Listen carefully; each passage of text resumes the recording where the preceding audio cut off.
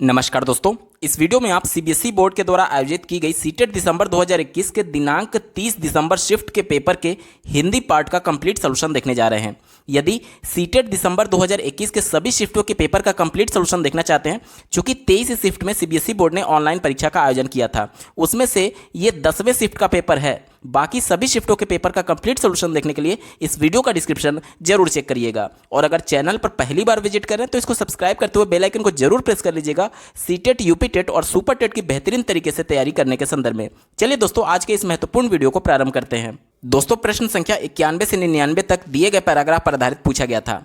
Paragraph के प्रश्नों को सॉल्व करने की सबसे अच्छी विधि यह है कि सबसे पहले आप प्रश्नों पर एक नज़र डाल लीजिए, ताकि जब आप पैराग्राफ पढ़ रहे होंगे तो तुरंत आपको उसका उत्तर क्लिक करेगा। और 2 से 3 प्रश्न ऐसे मिल जाते हैं जिसको सॉल्व करने के लिए पैराग्राफ पढ़ने की आवश्यकता ही नहीं होती है, तो वो आपका समय बचाएगा। चलिए, पहला प्रश्न पूछा गया था, गंगा की डॉल्फिन की खोज किस सन में हुई थी। अगला प्रश्न पूछा गया है, गद्यांश के अनुसार गंगा की डॉल्फिन भारतीय उपमहाद्वीप के किस नदी में नहीं पाई जाती है। आगे पढ़ते हैं। तीसरा प्रश्न पूछा गया था इस पैराग्राफ पर आधारित, गंगा की डॉल्फिन भारत के कितने राज्यों की नदियों में पाई जाती है। अगला प्रश्न है, गद्यांश के अनुसार निम्नलिखित में से कौन सा कथन सत्य है। वो जब आप पैरा पढ़ेंगे तो अब आपको क्लियर होगा। अगला प्रश्न पूछा गया, गंगा की डॉल्फिन कैसे पानी में पाई जाती है। और 96 नंबर का जो प्रश्न है वो आप अपने स्क्रीन पर देख पा रहे होंगे, गद्यांश के अनुसार डॉल्फिन के झुंड में सदस्यों की संख्या कितनी होती है। अगला प्रश्न पूछा गया है, मादा डॉल्फिन अपने बच्चे के साथ विचरण करती हुई दिख जाती है। इसमें जो अंडरलाइन शब्द है, रेखांकित शब्द के स्थान पर कौन सा शब्द प्रयोग कर सकते हैं, आपसे पूछा गया है। अगला प्रश्न पूछा गया था, गद्यांश के अनुसार गंगा की डॉल्फिन बहुत बड़ी संख्या में विस्तृत क्षेत्र में पाई जाती थी, किंतु वर्तमान में केवल गंगा, ब्रह्मपुत्र, मेघना और कर्णफुली में शेष बची है। इस वाक्य का आशय क्या है। और इस पर आधारित जो अंतिम प्रश्न पूछा गया था आप अपने स्क्रीन पर देख पा रहे होंगे, इनमें से कौन सा विशेषण विशेष से उदाहरण नहीं है। देखिए, इसी प्रश्न की मैं बात कर रहा था। इस प्रश्न को सॉल्व करने के लिए आपको पैराग्राफ पढ़ने की आवश्यकता ही नहीं है, क्योंकि इसमें ग्रामर से संबंधित प्रश्न पूछे गए हैं। तो चाहे इस पैराग्राफ में पूछे या फिर किसी भी पैराग्राफ में पूछे, इसका उत्तर कॉमन ही रहेगा। ठीक है, तो सबसे पहले इसी को सॉल्व कर लेते हैं। दिया गया है, इनमें से कौन सा विशेषण विशेष्य का उदाहरण नहीं है। विशेषण क्या होता है? जो किसी संज्ञा या फिर सर्वनाम की विशेषता बताता है। पहला देखिए, भारतीय उपमहाद्वीप, यहाँ पर देखिए ये विशेष्य है और इसका विशेषण क्या हो जाएगा? भारतीय। मतलब कि भारतीय जो है वो उपमहाद्वीप की विशेषता बताता है। जो किसी शब्द की विशेषता बताता है वो विशेषण होगा, और जिस शब्द की विशेषता बताई जा रही होती है उसको विशेष्य कहते हैं। ठीक है, तो पहला तो है, जो चूंकि है तो आपका उत्तर नहीं होगा, क्योंकि नहीं वाला आपसे पूछा गया। ठीक है, इसके बाद से देखिए दूसरा, अगर देखा जाए, दूसरा दिया गया छोटे छोटे झुंड। यहाँ पर शब्द क्या है? झुंड, और इसकी विशेषता क्या बता रहा है? छोटे छोटे। तो ये भी विशेषण विशेष्य का उदाहरण है। तीसरा देखिए, ताजा पानी, पानी यहाँ पर संज्ञा है और इसका विशेषता कौन बता रहा है? ताजा बता रहा है कि पानी जो है वो ताजा है, तो ताजा विशेषण हो गया और पानी विशेष्य हो गया। ये भी है, इस वजह से उत्तर नहीं होगा। चौथा देखिए, गंगा नदी, ये एक ही शब्द है, गंगा नदी। ठीक है, यहाँ पर गंगा नदी की अगर बात करें तो ये संज्ञा है, इसमें कोई भी विशेषण नहीं लगा हुआ है जो कि गंगा नदी की विशेषता बता रहा हो। तो इस वजह से यही आपका विशेषण विशेष्य का उदाहरण नहीं है। इस वजह से यही आपका सही जवाब हो जाएगा। विकल्प नंबर 4 सही उत्तर है। चलिए, अब पैराग्राफ को पढ़ना शुरू करते हैं। कछुआ, मगर और शार्क के समान गंगा की डॉल्फिन एक अत्यंत प्राचीन जलचर है। औपचारिक रूप से इसकी खोज सन 1801 ईस्वी में हुई थी। पहले यह दक्षिण एशिया, विशेष रूप से भारतीय उपमहाद्वीप में बहुत बड़े क्षेत्र में फैली हुई थी तथा बड़ी संख्या में पाई जाती थी। यह भारत, बांग्लादेश, नेपाल में कई नदियों में मिलती थी, किंतु वर्तमान समय में केवल गंगा, ब्रह्मपुत्र, मेघना और कर्णफुली में शेष बची है। कभी कभी यह चंबल, घाघरा और सप्तकोशी नदियों में भी देखने को मिल जाती है। गंगा की डॉल्फिन भारत के 7 राज्यों की चुनी नदियों में मिलती है। ये राज्य हैं असम, उत्तर प्रदेश, मध्य प्रदेश, बिहार, राजस्थान, झारखंड और पश्चिम बंगाल। यहाँ इसे गंगा, चंबल, घाघरा, गंडक, सोन, कोसी, ब्रह्मपुत्र आदि नदियों तथा इनकी सहायक नदियों में देखा जा सकता है। केवल ताजे पानी की नदियों में रहने वाली यह डॉल्फिन अकेले अथवा बहुत छोटे छोटे झुंडों में रहती है। इसके झुंड में सदस्यों की संख्या प्रायः 3 से अधिक नहीं होती है।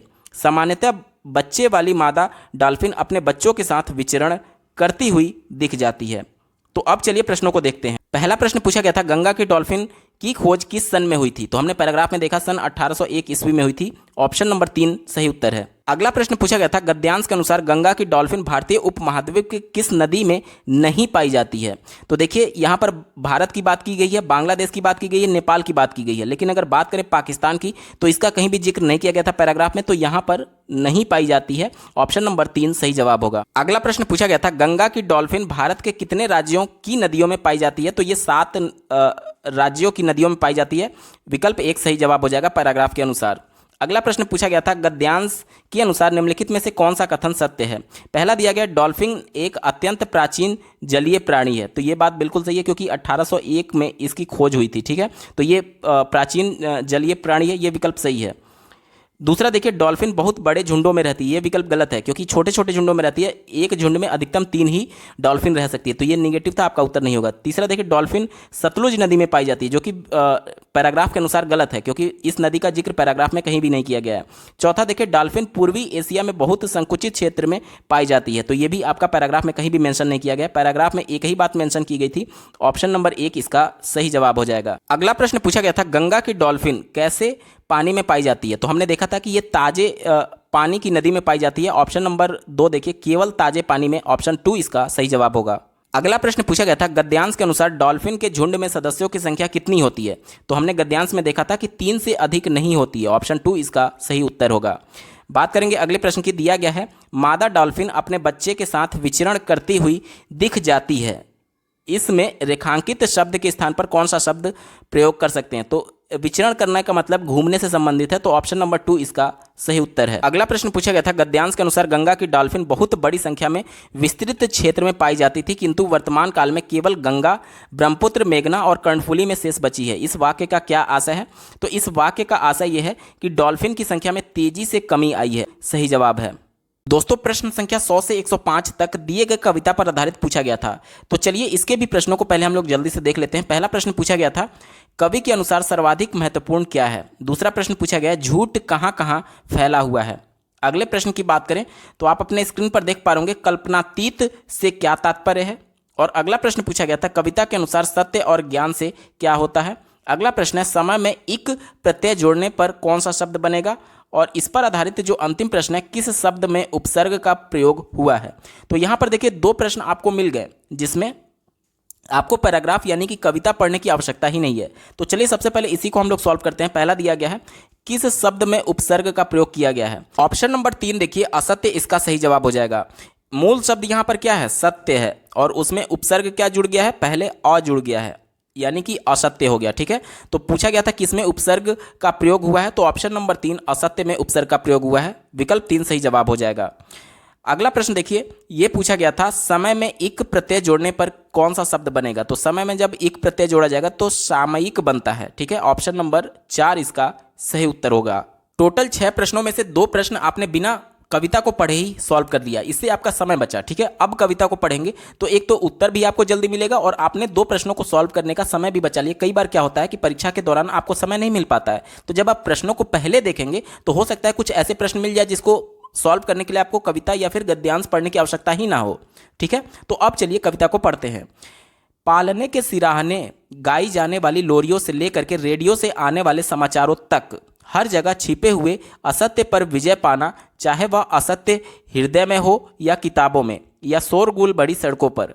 कितना कल्पनातीत आनंद है ज्ञान में, यह जान लेने में कि समय के कदम अनिवार्य रूप से किधर बढ़ते रहेंगे और अब भविष्य में क्या आने वाला है।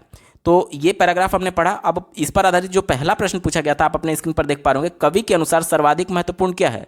तो सर्वाधिक महत्वपूर्ण ज्ञान होना चाहिए, क्योंकि ज्ञान से ही अंधकार को दूर किया जा सकता है, या फिर जितने भी झूठ फैले हुए हैं उनका एक तरीके से अंतर किया जा सकता है कि कौन सही है कौन गलत है। ठीक है, तो पैराग्राफ के अनुसार, कविता के अनुसार ज्ञान यहाँ पर महत्वपूर्ण हो जाएगा। दूसरा विकल्प सही है।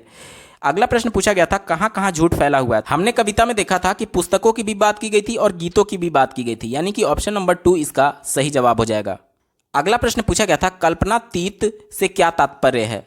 यहाँ पर कविता में इसका उत्तर मेंशन किया गया। देखिए लिखा गया है, कितना कल्पनातीत आनंद है ज्ञान में, यानी कि कल्पनातीत क्या है, कल्पना से परे, यानी कल्पनाओं से परे जब आप वास्तविक ज्ञान जब आपको प्राप्त होगा तब आपको आनंद आएगा, यानी कल्पना से परे सेंस में आ रहा है। तो ऑप्शन नंबर 4 देखिए, कल्पना से परे इसका बिल्कुल सही जवाब हो जाएगा। अगला प्रश्न पूछा गया था, कविता के अनुसार सत्य और ज्ञान से क्या होता है? तो ऑप्शन नंबर 1 देखिए, समय और भविष्य का बोध होता है। ये विकल्प सही होगा कविता के अनुसार। अगला प्रश्न पूछा गया था, निम्नलिखित में से सही कथन का चयन करें। यहाँ पर देखिए पहला विकल्प दिया गया है, प्रथम भाषा प्रशिक्षण द्वारा अर्जित की जाती है। जब बच्चे का जन्म परिवार में होता है तो प्रथम भाषा यानी कि मदर टंग वो कैसे सीखता है, कैसे अर्जित करता है? क्या उसको कोई प्रशिक्षण दी जाती है, कोई ट्रेनिंग दिया जाता है? नहीं, प्रशिक्षण नहीं दिया जाता, बल्कि वो नेचुरल इन्वायरमेंट में अपनी भावनाओं को व्यक्त करने के लिए आस पड़ोस के लोग, उनके माता पिता जिस प्रकार से भाषा का प्रयोग कर रहे हैं उन्हीं को देखते देखते और उन्हीं का अनुसरण करते करते नेचुरल इन्वायरमेंट में वो चीज़ों को अर्जित कर लेता है, उसी भाषा को अर्जित कर लेता है। ठीक है, तो कोई प्रशिक्षण नहीं होता, इस वजह से नेगेटिव था, आपका उत्तर नहीं होगा। दूसरा देखिए, प्रथम भाषा यानी कि मातृभाषा मदर टंग विद्यालय में अर्जित की जाती है। क्या बच्चा जन्म लेने के बाद से विद्यालय चला जाता है भाषा सीखने के लिए?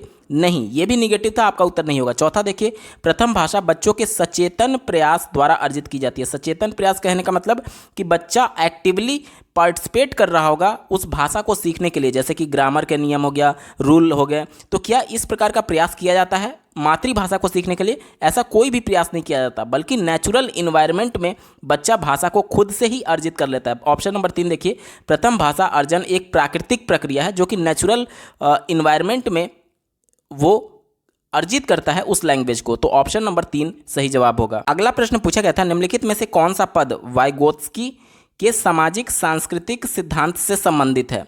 तो निकटस्थ विकास का क्षेत्र, जिसे अंग्रेजी में जोन ऑफ प्रॉक्सिमल डेवलपमेंट यानी जेडपीडी बोलते हैं, ये ले वाइगोत्स्की के सिद्धांत से संबंधित है। ऑप्शन नंबर 3 सही उत्तर होगा। अगला प्रश्न पूछा गया था, भाषा में ध्वनि की सबसे छोटी सार्थक इकाई कौन सी है? तो ये स्वनिम होती है। ऑप्शन नंबर 4 सही उत्तर है।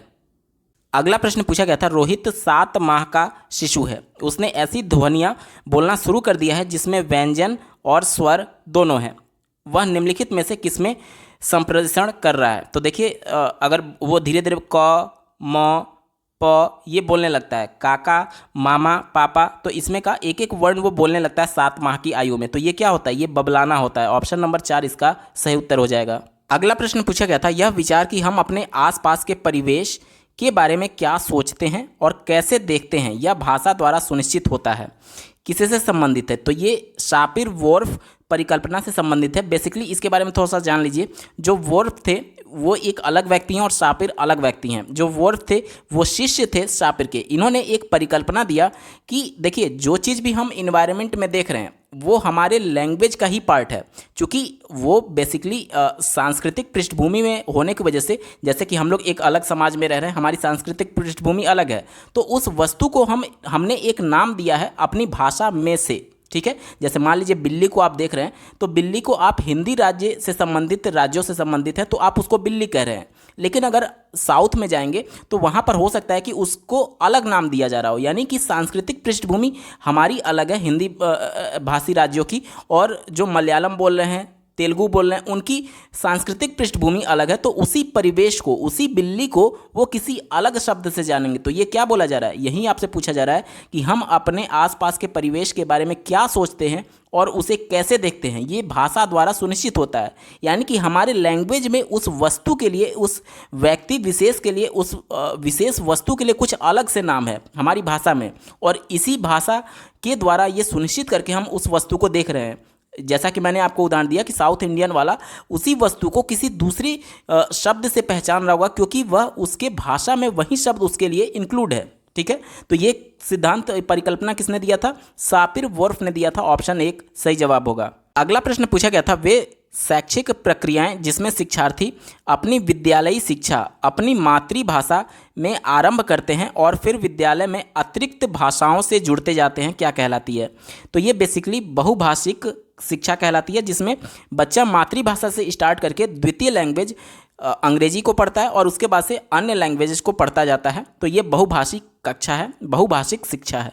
ऑप्शन नंबर 3 इसका सही जवाब है। अगला प्रश्न पूछा गया था, स्किनर की यह राय है कि बच्चे अक्सर भाषा अर्जन प्रक्रिया में वयस्कों की नकल करते हैं। ठीक है, ऑप्शन नंबर 3 सही जवाब होगा। अगला प्रश्न पूछा गया था, पियाजे द्वारा यह सुझाव दिया गया कि बच्चे आत्मसातीकरण और समायोजन के माध्यम से सीखते हैं। इसको अंग्रेजी में एसिमिलेशन बोलते हैं और इसको एकोमोडेशन बोलते हैं। अब ये होता क्या है? देखिए, किसी भी नए इन्फॉर्मेशन को किस प्रकार से बच्चा अपने स्कीमा में सेव कर रहा है, ये अनुकूलन कहलाता है। और अनुकूलन के ही ये दो पार्ट उन्होंने बताए थे, आत्मसातीकरण और समायोजन। आत्मसातीकरण का मतलब ये हुआ कि मान लीजिए पहले से बच्चे के माइंड में कोई स्कीमा बना हुआ है। स्कीमा का मतलब क्या हुआ, छोटे छोटे पैकेट्स, जैसे कि आपके मोबाइल में आपके MP3 गानों का अलग फोल्डर होगा, वीडियोज़ का अलग फोल्डर होता है, इमेजेस का अलग फोल्डर होता है, कॉन्टैक्ट्स का अलग अलग फोल्डर होता है। इसी प्रकार से प्रत्येक इन्फॉर्मेशन को जब बच्चे देखते हैं, प्रत्येक वस्तु को जब देखते हैं, तो उनको अपने माइंड में सेट करने से पहले वो उनको कैटेगराइज करते हैं कि ये बेसिकली किससे संबंधित है। जैसे कि आप उसको रोटी दिखाएंगे तो वो जानवर वाले कैटेगरी में नहीं रखेगा, वो जान जाएगा कि ये खाने की वस्तु है तो खाने वाले कैटेगरी में रखेगा। तो इसी प्रकार से पहले जो वस्तु वो देख रहा है उसको पहले वर्गीकृत करता है कि किस कैटेगरी का है ये, और प्रत्येक कैटेगरी के लिए अलग अलग स्कीमा बने हुए हैं। यानी कि यहाँ पर स्टोरेज एक तरीके से कह सकते हैं कि हर चीज़ को स्टोर रखने के लिए एक छोटे छोटे पैकेट्स बने हुए हैं, फोल्डर्स बने हुए हैं। इसे ही जीन पियाजे ने स्कीमा कहा था। तो अब देखिए यहाँ पर उसने कैटेगराइज कर लिया, ठीक है, कि ये चीज़ इस वस्तु से जुड़ी हुई है। अब मान लीजिए एक उदाहरण समझिए, एक बालक है जो कि काली एक पक्षी को देख रहा है, तो उसे ये लगता है कि ये कौवा है काला होने की वजह से। तो लेकिन जब वो कू कू की आवाज़ करता है तब उसके पापा बताते हैं कि ये कौवा नहीं बल्कि कोयल है, क्योंकि दोनों काले थे तो उसको ये लगा कि ये कौवा है, जबकि उसके पापा ने बताया कि ये कौवा नहीं बल्कि कोयल है, ठीक है। तो जब तक उसने कोई अंतर नहीं किया था, मतलब केवल ब्लैक कलर की वजह से वो दोनों को एक समान मान रहा था, तब तक उसका इन्फॉर्मेशन में एडिट करने की ज़रूरत नहीं पड़ी। तो अगर इन्फॉर्मेशन में एडिट करने की ज़रूरत नहीं पड़ती है, इन्फॉर्मेशन को फिर से रीअरेंज करने की ज़रूरत नहीं पड़ती है, तो ये आत्मसातकरण होता है। और जब इन्फॉर्मेशन को फिर से एडिट करने की आवश्यकता पड़ती है, जैसे कि जब उसके पिता ने बताया कि ये कौवा नहीं बल्कि कोयल है, तब उसे एहसास हुआ कि हर काली पक्षी जो है, हर काली चिड़िया जो है वो कौवा नहीं होगी, बल्कि आवाज़ के आधार पर भी हमको डिफ्रेंशिएट करना पड़ेगा। तो चूंकि इन्फॉर्मेशन को सेव करने से पहले उसने एडिट किया, तो ये समायोजन होता है, ठीक है। अगला प्रश्न पूछा गया था, भाषा अधिगम के आधारभूत कौशलों पर अधिकार प्राप्त करने के लिए बच्चों को वाक्यों के जिस तरह के नमूने सीखने चाहिए वो क्या कहलाते हैं? तो ये संरचना कहलाते हैं, ठीक है। ऑप्शन नंबर 3 सही जवाब होगा। अगला प्रश्न पूछा गया था, अतिरिक्त द्वितीय भाषा में निर्देश पढ़ाते हुए किसी अकादमिक विषय वस्तु के शिक्षण के लिए शिक्षार्थी की घर की भाषा यानी मातृभाषा का इस्तेमाल करना क्या कहलाता है? तो देखिए यहाँ पर द्वितीय भाषा की बात की जा रही है, यानी सेकंड लैंग्वेज की, और उसका फर्स्ट लैंग्वेज क्या था? उसका मदर टंग था, घर की भाषा था। तो घर की भाषा का हेल्प लेना क्या कहलाएगा? तो ये द्विभाषिक कहलाएगा, क्योंकि एक मदर टंग हो गया और दूसरा लैंग्वेज जो वो सीख रहा है, तो ये द्विभाषिक होगा। आप बहुभाषिकता में कन्फ्यूज मत हो जाइएगा, बहुभाषिकता तब होगा अगर द्विभाषिक आपका उत्तर नहीं दिया गया रहता, ठीक है। तो ये द्विभाषिक आपका उत्तर होगा। अगर 2 से ज़्यादा यहाँ पर तीसरे लैंग्वेज की बात की गई रहती तब आपका बहुभाषिकता सही हो जाता, ठीक है। अगला प्रश्न पूछा गया था, द्विभाषिक शिक्षा एक शैक्षिक प्रक्रिया है जिसमें शिक्षण अधिगम प्रक्रिया में, यहाँ पर देखिए द्विभाषिक से आपको ज्ञात हो रहा है कि 2 भाषा की बात होनी चाहिए। पहला कहा जा रहा है केवल एक भाषा का प्रयोग किया जाता है, ये विकल्प नेगेटिव तो आपका उत्तर नहीं होगा। और वैसे भी जिन विकल्पों में आपको केवल शब्द दिख जाए वो कभी भी आपका उत्तर नहीं होता है। दूसरा विकल्प देखिए 3 से अधिक भाषाओं का प्रयोग किया जाता है। ये पहले वाले प्रश्न में हमने देखा कि 3 या फिर 3 से अधिक जब भाषाओं का प्रयोग होगा तो वो बहुभाषिकता हो जाता है, ठीक है। और यहाँ पर द्विभाषिक आपसे पूछा जा रहा है, तो ये भी गलत हो गया। चौथा विकल्प देखिए किसी भी भाषा का प्रयोग नहीं किया जाता है, तो ये विकल्प बिल्कुल ही निगेटिव है। क्या कोई शिक्षण अधिगम प्रक्रिया बिना भाषा के कराई जा सकती है? ये निगेटिव था, आपका उत्तर होगा ही नहीं। एक ही विकल्प बचा, ऑप्शन नंबर 2, 2 भाषाओं का प्रयोग किया जाता है। ऑप्शन 3 इसका सही जवाब है। अगला प्रश्न पूछा गया था, स्किनर के सिद्धांत के अनुसार बच्चे कब सर्वाधिक रूप से भाषा अर्जित करते हैं? तो स्किनर ने बताया था कि बच्चे जब अनुसरण करते हैं, एक तरीके से बड़ों की नकल करते हैं, संकेत और सहारा देने पर और आकार के अनुसार वो भाषा को तेजी से अर्जित कर पाते हैं। तो ऑप्शन 2 इसका सही जवाब है। अगला प्रश्न पूछा गया था, पशु एवं मानवीय संप्रेषण के मध्य महत्वपूर्ण अंतर कौन सा है? देखिए जानवर और जो मनुष्य हैं उनके बीच, जानवर भी कम्युनिकेशन करते हैं जानवरों के बीच में, और मनुष्य भी कम्युनिकेट करते हैं। तो पूछा जा रहा है कि इन दोनों कम्युनिकेशन के बीच महत्वपूर्ण अंतर क्या है? पहला कहा जा रहा है कि पशु भावनाएं संप्रेषित कर सकते हैं, ये विकल्प पॉजिटिव था। और दूसरा देखिए मानव भावनाएं संप्रेषित कर सकते हैं, ये भी पॉजिटिव था। क्योंकि ये दोनों में है इस वजह से ये आपका अंतर नहीं है। क्योंकि देखिए पशुओं को जब चोट लगता है, जैसे आप देखेंगे कि छोटा पशु का कोई बेबी है, बालक है, बच्चा है, तो जब उसको चोट लगता है तो उसकी माँ उसको सहलाती है या फिर इस प्रकार की चीज़ें करती हैं, तो ये भावनाएं हैं, ठीक है। उनको भी कष्ट हो रहा है, उनकी माता को भी कष्ट हो रहा है, इस वजह से ये भावनाओं को संप्रेषित कर सकते हैं, जानवर भी और मनुष्य भी कर सकते हैं। तो ये दोनों आपका उत्तर नहीं होगा। क्यों? क्योंकि दोनों में होता है, जबकि आपसे क्या पूछा जा रहा है? अंतर पूछा जा रहा है। तीसरा विकल्प देखिए, पशु अपनी सुरक्षा को सुनिश्चित करने के लिए संप्रेषित करते हैं, ये विकल्प बिल्कुल पॉजिटिव है। चौथा देख लीजिए, इसके बाद आपको डाउट क्लियर होगा। चौथा कहा जा रहा है कि मनुष्य अपनी सुरक्षा को सुनिश्चित करने के लिए संप्रेषित करते हैं, यानी कि ये कहा जा रहा है कि मनुष्य केवल अपनी सुरक्षा के लिए कम्युनिकेशन करते हैं। क्या ये ऐसा होता है? मनुष्य अपनी भावनाओं को व्यक्त करने के लिए संप्रेषण करते हैं, ना कि केवल अपनी सुरक्षा के लिए। लेकिन अगर जानवर की बात करें तो वो देखिए, इसका एप्रोप्रिएट आंसर ऑप्शन नंबर 3 हो जाएगा कि जानवर अपनी सुरक्षा के लिए ही संप्रेषित करते हैं, ये ज़्यादा एप्रोप्रिएट है, ठीक है, दिए गए ऑप्शंस के अनुसार। विकल्प नंबर 3 इसका सही जवाब होगा। अगला प्रश्न पूछा गया था, पियाजे के अनुसार पहले से उपस्थित किसी विचार में किसी जानकारी को समाकलित करने के लिए किसी परिवेश को बदलने की प्रक्रिया क्या कहलाती है? अभी हमने इसके पहले वाले प्रश्न में देखा था कि जो स्कीमा था उसमें अगर इन्फॉर्मेशन कैटेगराइज करने के बाद से सेव करने से पहले वो कुछ चेंज कर रहा है, एडिट कर रहा है, तो वो क्या हो रहा था? समायोजन हो रहा था। और अगर कुछ एडिट नहीं कर रहा था तो वो आत्मसातीकरण होता था। यहाँ पर प्रश्न में आप देखेंगे तो कहा जा रहा है कि किसी विचार में किसी जानकारी को समाकलित यानी जोड़ने के लिए किसी परिवेश में बदलाव, यहाँ पर देखिए बदलाव किया जा रहा है, यानी एडिट करने की बात की जा रही है। तो जब एडिट होता है तब क्या होता है? तब समायोजन होता है। ऑप्शन नंबर 1 इसका सही जवाब है। दोस्तों, हम लोग पेपर के बिल्कुल अंतिम पड़ाव में आ चुके हैं। अभी तक का ये वीडियो आपको कैसा लगा कमेंट के माध्यम से जरूर बताइएगा, क्योंकि आपका एक कमेंट मुझे मोटिवेट करेगा ऐसे ही महत्वपूर्ण वीडियो लाने के संदर्भ में। इस पेपर का अंतिम प्रश्न पूछा गया था, द्विभाषी शिक्षण अधिगम प्रक्रिया में शिक्षार्थी की घर की भाषा के साथ साथ किसका प्रयोग किया जाता है? द्विभाषी शिक्षण अधिगम है, यानी कि 2 भाषाओं का प्रयोग किया जाएगा। प्रथम लैंग्वेज तो उसका मदर टंग हो गया, यानी कि उसके घर की भाषा, ठीक है। और इसके अलावा ऑप्शन नंबर 2 देखिए, द्वितीय भाषा में अतिरिक्त निर्देश दिए जाते हैं, द्वितीय भाषा, ठीक है। क्योंकि चूंकि ये द्विभाषी की बात की गई थी, कक्षा की बात की गई थी, तो प्रथम लैंग्वेज तो उसका घर का भाषा हो गया, यानी मदर टंग। अब द्वितीय भाषा में अतिरिक्त निर्देश दिए जाएंगे, ऑप्शन 2 इसका सही जवाब हो जाएगा। दोस्तों, यहाँ पर पूरा पेपर सॉल्व हो चुका है। आपको ये वीडियो कैसा लगा कमेंट करके जरूर बताइएगा। साथ ही सीटेट दिसंबर 2021 के सभी शिफ्टों के पेपर का कंप्लीट सोल्यूशन देखने के लिए इस वीडियो का डिस्क्रिप्शन जरूर चेक करिएगा। और अगर चैनल पर पहली बार विजिट कर रहे हैं तो इसको सब्सक्राइब करते हुए बेल आइकन को जरूर प्रेस कर लीजिएगा, सीटेट, यूपी टेट और सुपर टेट की बेहतरीन तरीके से तैयारी करने के संदर्भ में। इस वीडियो को देखने के लिए आपका बहुत बहुत धन्यवाद। भगवान करे आपका दिन शुभ हो।